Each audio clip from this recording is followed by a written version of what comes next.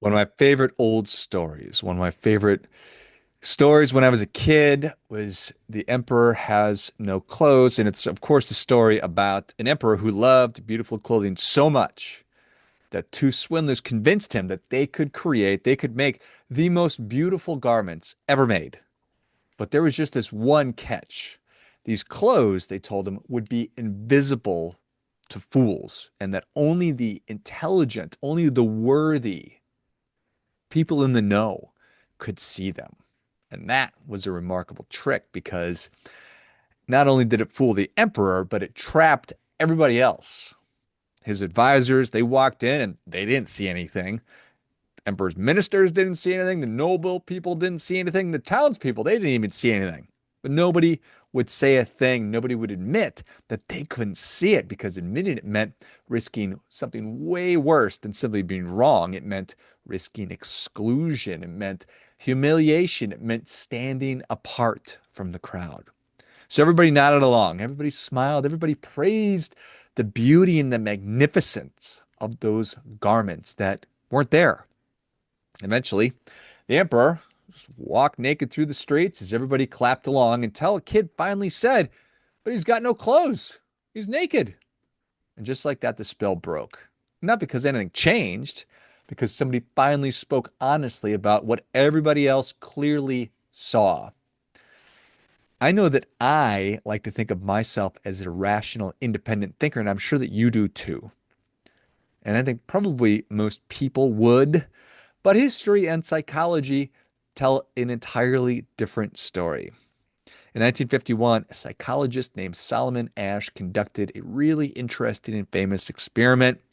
And in the experiment, participants were placed in a room with several other people and shown a simple image, three lines of different lengths. The task was easy. You just needed to identify which line matched the sample line. It's obvious, super elementary, kid level stuff, except there was a twist. Everybody else in the room was an actor. And one by one, the actors intentionally gave the wrong answer. So the actual participant was sitting there hearing person after person confidently say something that was obviously wrong. It was obviously just not true.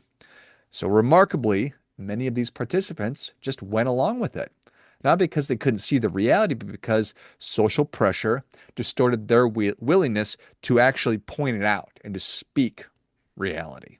And that's important because most people that going through the experiment, they didn't just become blind, they became wildly uncomfortable with the scenario. And that's obviously a really big difference because we often imagine courage as charging into battle. But many times, being courageous, it's a lot smaller than that. Sometimes being courageous means, I don't think that that's true. And everybody else is saying, that's true. So, this Asch conformity experiment, they revealed something very, very, very human about us. Is that a lot of the time we care more about belonging than being accurate or being correct. And of course, that makes sense because throughout the majority of human history, getting expelled from the tribe meant you were going to die. You couldn't make it out there on your own. So our nervous systems evolved to monitor social agreement all the time. What's everybody else doing? What's everybody else saying? What behaviors are acceptable? What beliefs are dangerous? And that ancient survival software is still running today. Obviously, we see it everywhere. But only now the tribe, it's no longer 50 people. Now it's Facebook, Instagram, MSNBC, Fox News, whatever. Corporations, politics, online mobs, influencer, algorithms, comment sections, perhaps most dangerously, perceived consensus. Because people do not need an actual majority to conform. They just need the sense of the feeling that there's a real majority. If every screen that you look at tells you everyone else believes this, if every institution says this is settled science, if every public figure says only bad people disagree with this, well, then many individuals begin doubting their own perceptions. They're doing the math.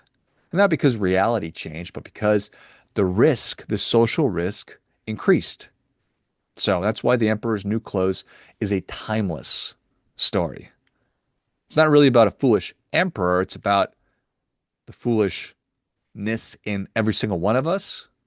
It's about the terrifying moment when people stop trusting their own eyes and begin outsourcing their reality to the mob, to the crowd. And I'm not saying the crowd's always wrong. There can be wisdom in crowds, and sometimes collective action is totally necessary. So consensus can certainly emerge for good reasons, but human beings have a permanent vulnerability to social conformity, especially under fear, especially under uncertainty, especially under threat, especially when status and belonging are involved. And here's a fascinating thing about it. In Asch's experiments, conformity dropped dramatically when even one other person told the truth. Just one. One ally changed everything because the participant no longer felt alone. So this is why dissent matters so much in a healthy, highly functioning society. Not reckless contrarianism, not some form of performative rebellion, not just saying no for the sake of saying no, but observing things as they are, interacting with the world as it actually is instead of how we want it to be, independent thought. The willingness to say, I see something different. And that's really important because many systems are held together not by genuine agreement, but by mutually reinforced performance. So people perform belief because they assume everybody else believes. We see this everywhere. And meanwhile, countless other people are saying, I can't be the only one. Am I the only one that thinks that this is BS? Until somebody finally says that thing out loud. Suddenly everybody realizes, oh gosh, I thought I was alone. I thought I was the only one. That's why truth telling is contagious, and so is courage, but unfortunately, so is cowardice. Every culture drifts towards whichever one it rewards the most. So the question is not whether conformity exists. It certainly always will. I think that the real question is, at what point do you stop surrendering your own perception to the crowd? At what point do you trust your eyes again? At what point do you decide that being honest matters more than just fitting in? Because eventually, every person encounters a moment where the crowd is applauding something they know deep down is false, is BS, is not true. And in that moment, you've got a choice. You nod your head and clap along, or you can tell the truth. Be that child that says, the emperor has no clothes.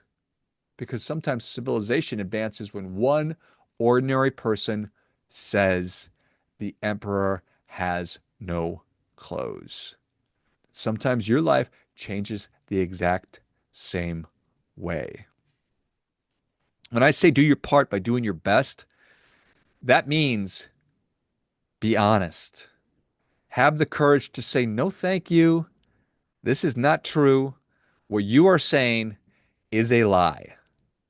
And just because you're saying it and it kind of seems like everybody else is saying it too, doesn't make it true. And you does not mean that I am going to be going along with it. Not this time, not again. Probably not next time either. Do your part by doing your best.